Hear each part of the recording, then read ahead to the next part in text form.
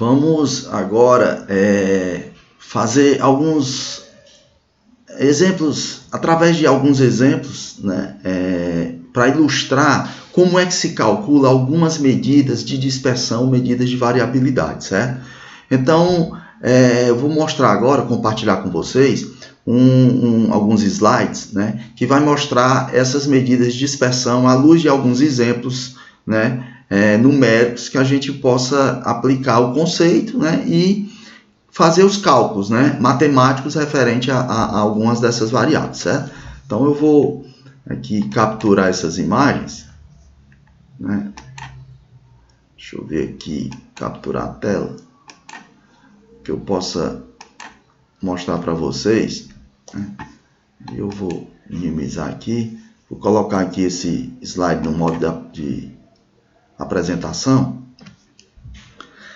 e aí a gente vai dialogando aqui sobre esse assunto tão importante da estatística, né? Que é falando sobre medidas de dispersão de variabilidade, né? Cada uma com as suas intenções, né? Deixa ele carregar aqui um pouco. Está um pouco lento, mas já ele abre.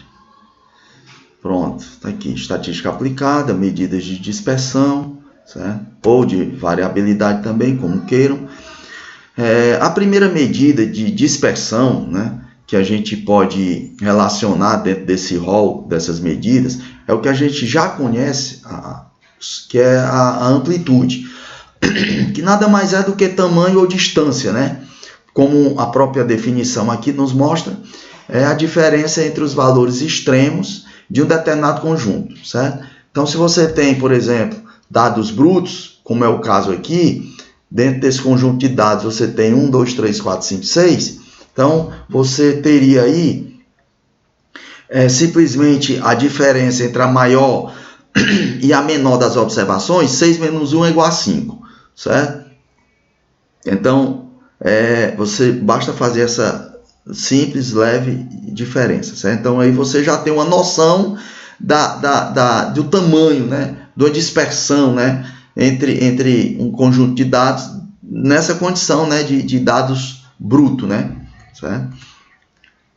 O caso 2 seria para dados tabelados sem intervalo de classe. Então é como se você reunisse alguns dados brutos, né, dentro de uma tabela, certo? E aí você tem a possibilidade de calcular o que a gente chama de desvio médio, que é uma segunda medida de dispersão, ou média dos desvios, né? E aqui está a parte conceitual dessa medida, que nada mais é do que a média aritmética dos valores absolutos dos desvios tomados em relação a uma das medidas de tendência central, média ou mediana. Essas duas medidas já foram estudadas em outras ocasiões, né?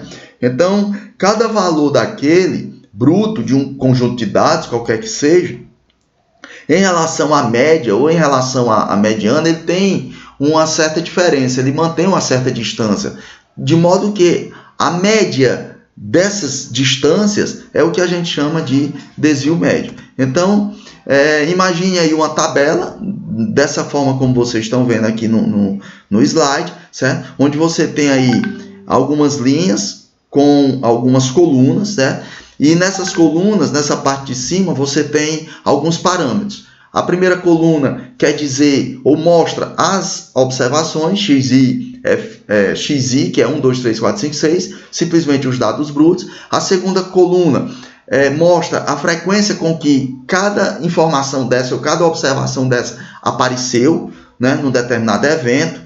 A terceira coluna é a multiplicação da primeira com a segunda, xi, fi.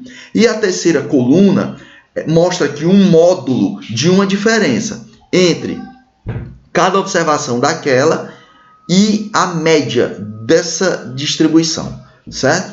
Então, assim, aqui na tabela já está preenchido, né, com essas 4 colunas. Inclusive, a última linha, se você observar, você tem um somatório de cada uma dessas colunas, certo? Então, você vai precisar, para o desvio médio, ter esse cenário, né, dessa tabela reunindo essas linhas e essas colunas, certo? É importante que você entenda aqui, dando destaque a essa última coluna, que é uma diferença entre dois valores em módulo, porque nós precisamos, para o desvio médio, de valores positivos. E quando você encontra um módulo de um número negativo, o resultado dele é positivo. Isso aí a matemática te dá essa dica, né?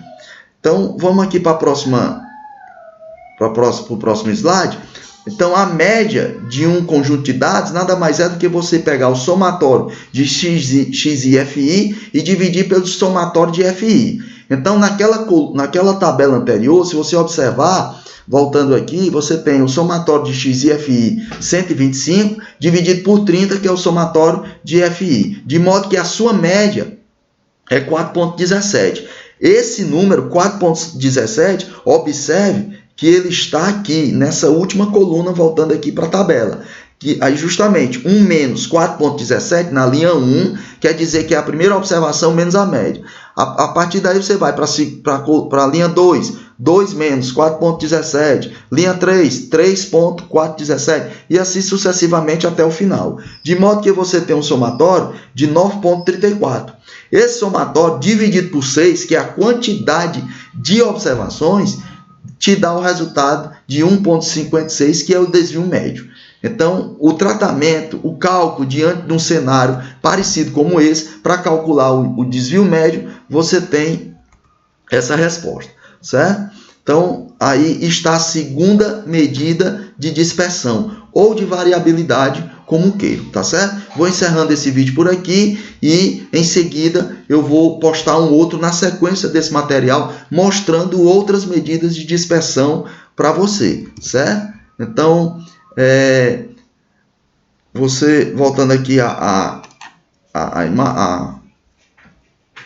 ao vídeo, né? Nós tivemos a oportunidade de conhecer a noção, ou de termos a noção de que amplitude, né, sendo sinônimo de tamanho, de distância, esse conceito ele já te conduz ou já te leva a ter essa medida como uma medida de dispersão, certo? Muito embora nós ainda precisamos avançar nas outras medidas, mas a amplitude é a primeira medida que te dá essa noção. E a segunda, como vocês puderam ver, diante daquela tabela, sem